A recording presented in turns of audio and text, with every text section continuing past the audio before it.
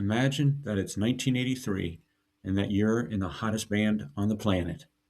Your music videos are in rotation on MTV every hour. Your latest album just sold 12 million copies and grossed an astronomical $107,760,000 globally. And that your only reward is one lousy $25,000 music royalty check to split between you and your other four band members. Not per member, for the entire band. You'd probably think it was some kind of a cruel joke. Well, frontman Joe Elliott later revealed the terrifying financial reality of that exact moment, stating in a 2019 iHeartRadio interview, "We didn't see a great deal of money until we got a check for the Pyromania album and tour. It was for around £20,000 or $25,000.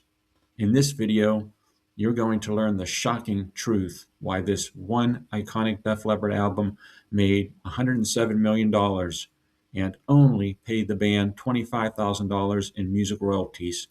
Let's get into it.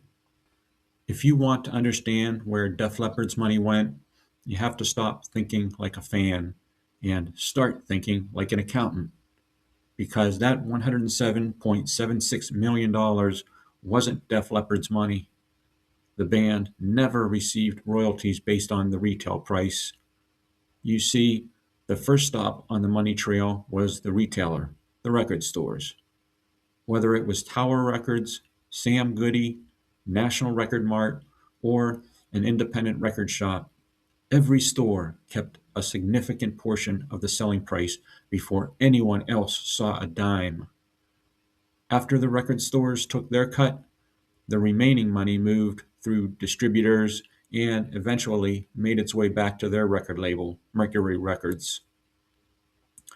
Only after everyone else was paid did the record label calculate the band's royalty account. Now the number looks very different. As you can see from the table I created, in just one step, more than $41 million disappeared from the band's perspective. That wasn't a scam. That was simply how the record business worked. Retailers had to cover inventory, employees, rent, shipping, and make a profit. Def Leppard's record contract wasn't based on the retail price fans paid. It was based on the $66 million wholesale price received by the record label. Even then, the band didn't own that money. They only owned a percentage of it. Assuming an industry average artist royalty rate of approximately 11%, Def Leppard's music royalty account would have started with almost $7.3 million. $7.3 million sounds incredible, but unfortunately for Def Leppard, that money only existed on paper. This is where the real story begins.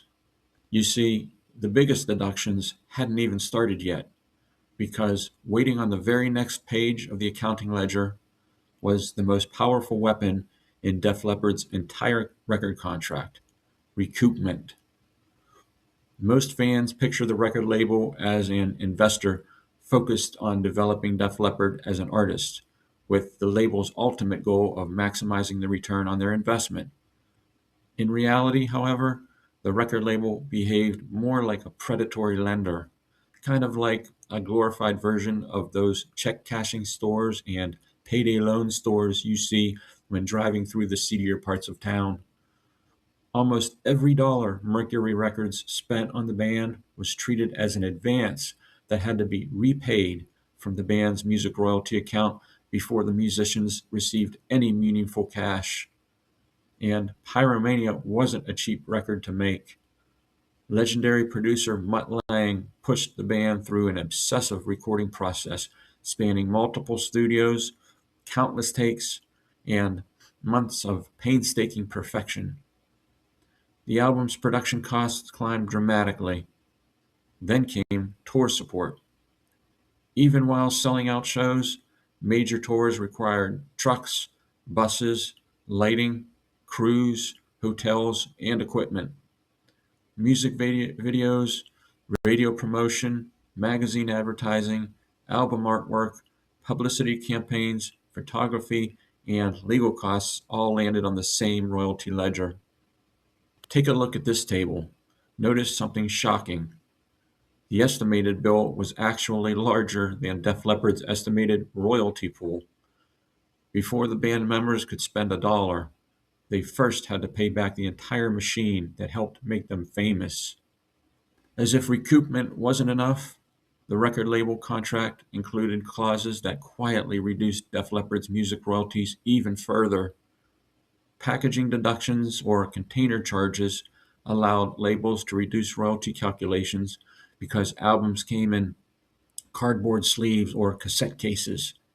Labels argued that because albums came in cardboard sleeves or plastic cassette shells, the band shouldn't get paid royalties on the packaging. They would routinely deduct 20 to 25% of the band's royalty rate right out of the gate. Think about how insane that is. The artist is penalized financially for the physical medium required to sell their own art. Free goods and cutout clauses meant promotional copies often generated no artist royalty at all. The label shipped thousands of free promotional albums to radio stations, distributors, and record stores. Under the contract, no royalties were paid on these copies. However, many of these free goods mysteriously found their way onto retail shelves, selling for full price while generating 0 cents for the band. Reserve accounts allowed labels to temporarily hold back royalty payments in anticipation of product returns. Foreign sales frequently paid lower royalty rates than domestic sales. Together, these deductions slowly and painfully chipped away at Def Leppard's royalty account over time, kind of like Chinese water torture. From the outside, it looked like Def Leppard skyrocketed to overnight success. Inside the accounting books, however, it was very different. A predatory record deal full of recoupment, production costs, tour support, marketing expenses, legal fees, and contractual deductions steadily drained what remained. As you can see from this table, the final royalty payment that reached the band was only a measly $25,000, split 5 ways between Joe Elliott, Rick Savage, Steve Clark, Phil Collen, and Rick Allen. That worked out to roughly $5,000 per band member, just enough money to buy each of the boys a used car. So let me know in the comments, if you are an 18-year-old struggling musician handed your dream record deal, would you have signed it